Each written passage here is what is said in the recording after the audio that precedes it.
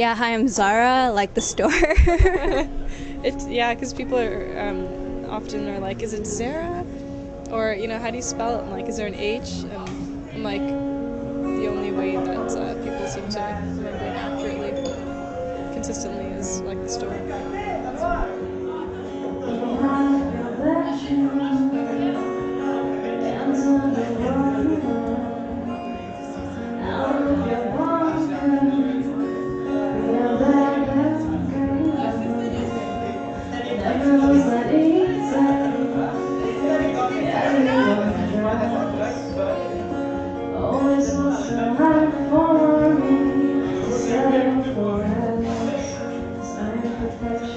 What about my offering?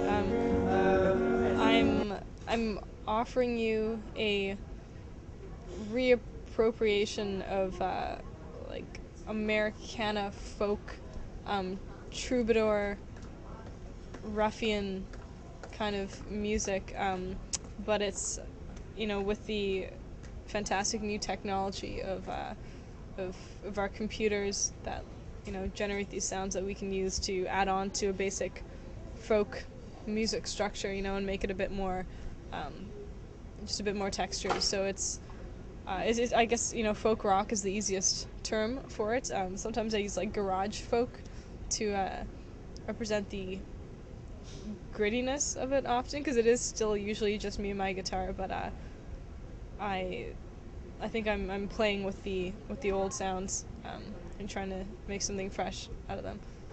So a lot of people kind of insinuates this, like one very coffee house jewel, singer-songwriter experience, and while I do enjoy that experience, like that's not really where I see myself fitting in. Like I see myself more with like Chris Christopherson, but with a synth and a cello, and yeah. So I just like to have fun with the basic structure of folk music, like focusing on a narrative, focusing on lyrics, on simple guitar parts, on a very personal level. Like my music is it's usually about me sitting with someone and having a conversation with them. That's tends to be the way I write songs, but yeah, as I said, with the fun of computers and effects and pedals and blah blah blah, keyboards.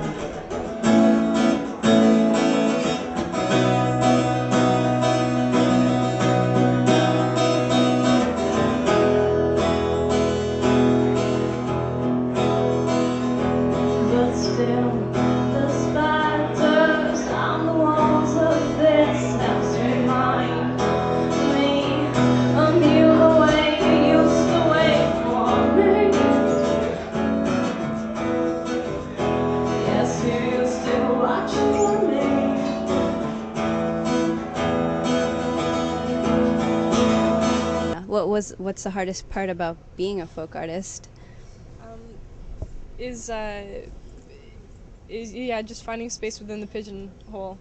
Um, Specifically as a girl with guitar, there's a lot of cliche that yeah, that goes along with this thing. So it's about trying to find fresh ways of playing CDG, fresh ways of saying like whiskey and women and dogs and cars, and like it's all the same archetypes of stories that just get used and used and used, but that is sort of why people like this music, because it's about breakups and drinking problems, and Hope you find someone just as hard as common in this hard world. Sadly, that's all we've started on. I'm trying hard to love you, don't make it easy like you.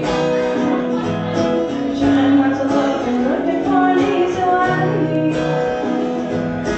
Trying hard to love you, don't make it easy like you.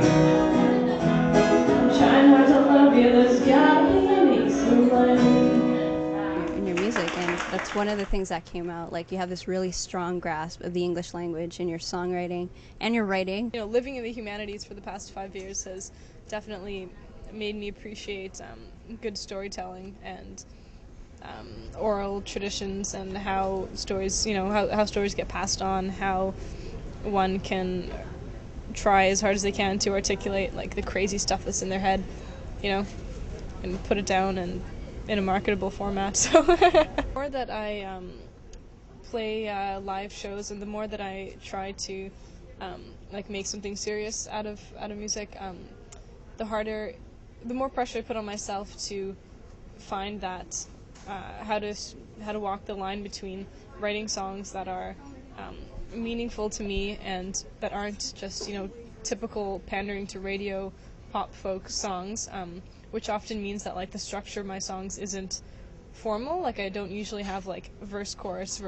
bridge, verse chorus, but if you're trying to get on local radio, if you're trying to write songs that consistently are catchy and have people singing along with in the audience, like there's not a lot of room for like artsy you know what I mean, like music. I don't want my music to be easy, and I'm fine with not having a huge target audience, as long as I love the people that come to my shows because they only are there because they really want to be, so the people that come to my shows tend to appreciate the fact that like they will wait around for 4 verses in a row, while I get to the juicy part and then bang bang 2 choruses and that's it. Like they can get into that. Tired of living in consequence, like mental sickness, promises that we laugh, 3 verses down, all things back. Oh, let you